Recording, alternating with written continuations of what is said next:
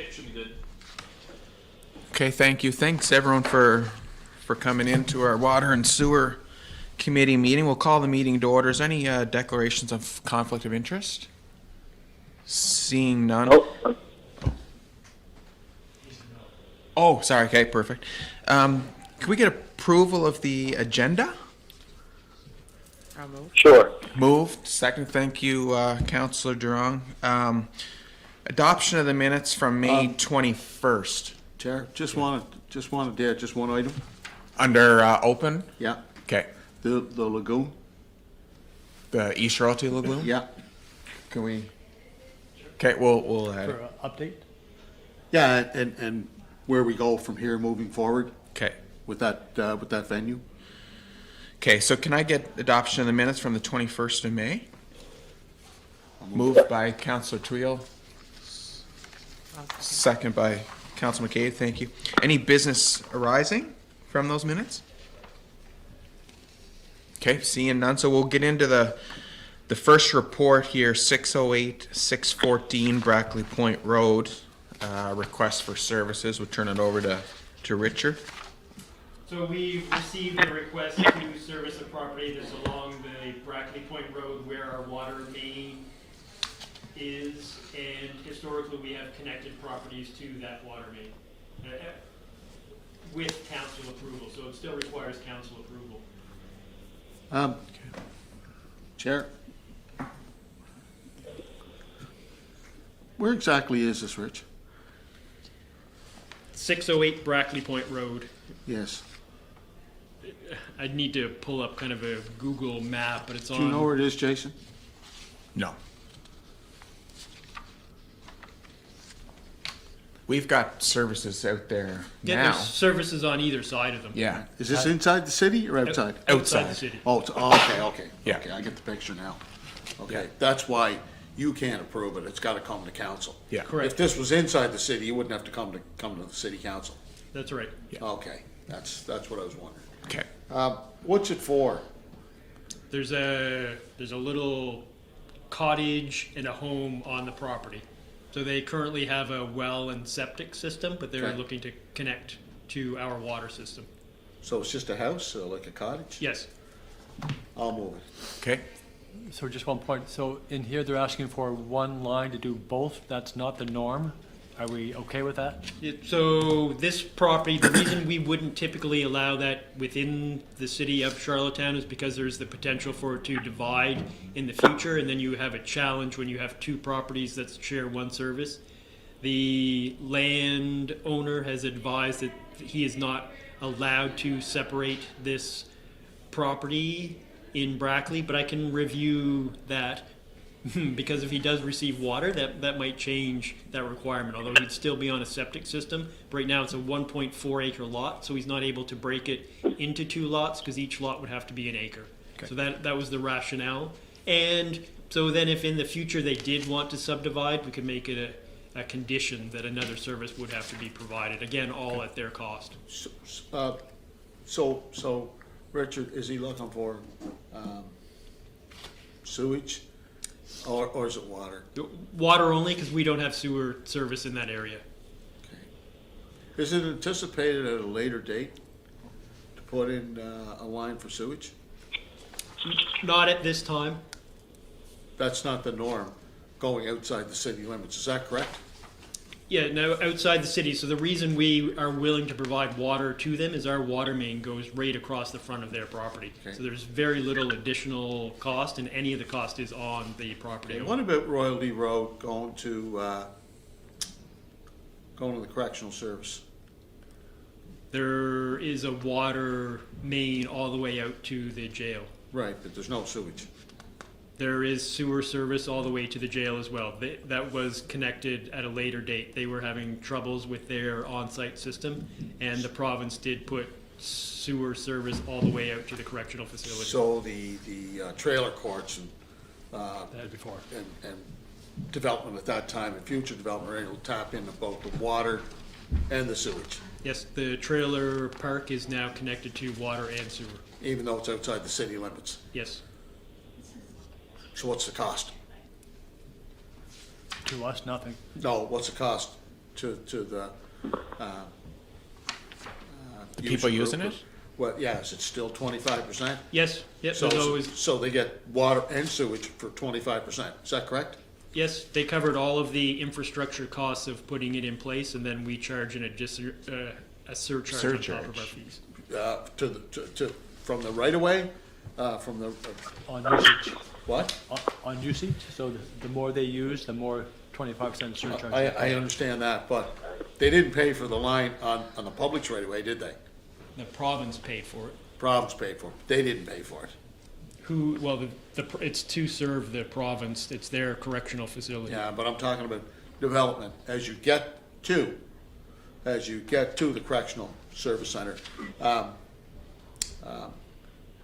So, in some instances, it's 25% for both water and sewage for the hookup, correct? The surcharge for the service, yes. So it's 25, it's a pretty good deal, isn't it? Yes. Okay. Chair, I move that, with the conditions that our manager stipulated, I think those are good conditions, and that'll be written into the resolution. The resolution, yes, does address that all costs must be covered and that there's a 25% surcharge for the services going forward. Plus, at a later date, if there was a subdivide of the property, then the property owner would bear the cost, Yes, yeah. right? Yes, So that's all gonna be written into the resolution? we'll include that, yes. Okay, just wanted to make sure at a later date we're not on the hook for something, so, Good idea. okay, Okay, I move so that, Chair. moved by Councillor Tweel. Seconded by, I can second that, Jason, if you want. thank you. Okay, so we got it moved and second. All in favor? Aye. Okay, perfect, thank you. So then we can do the lagoon Yes. next. You know, the good work that the department has done with decommissioning the lagoon, and Richard, it's safe to say now, the lagoon is completely cleaned out of all the, I guess, for lack of a better sludge, for lack of a better description. Is that true, Richard? That is not correct. They're That's not scheduled to correct. come at the end of June to begin the sludge removal process. Okay, so I guess what I'm looking at, Chair, is when the sludge is completely and totally removed, I'm looking at repurposing the lagoon. And when I talk about repurposing, I would like to see that transition to a Parks and Recreation venue facility, and for our Parks and Rec staff to look at and see what we could do for the community of there, whether it be green space or, you know, what other options and opportunities that could be utilized. So I just wanted to bring that to the table here to Water and Sewer, get your thoughts and to see if you would be open to that type of exploration.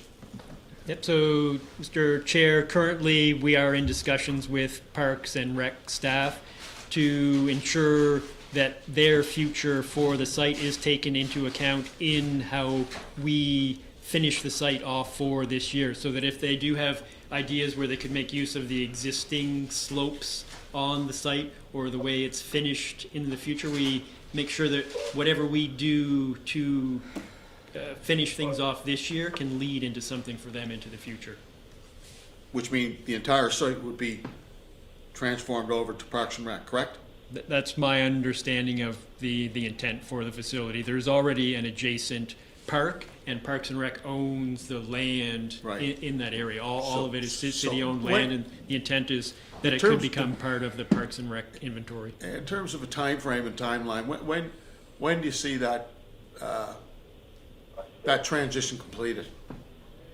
It will probably be in a year's time at least. We'll leave it fenced off this year, and we're not quite sure of the time frame yet for.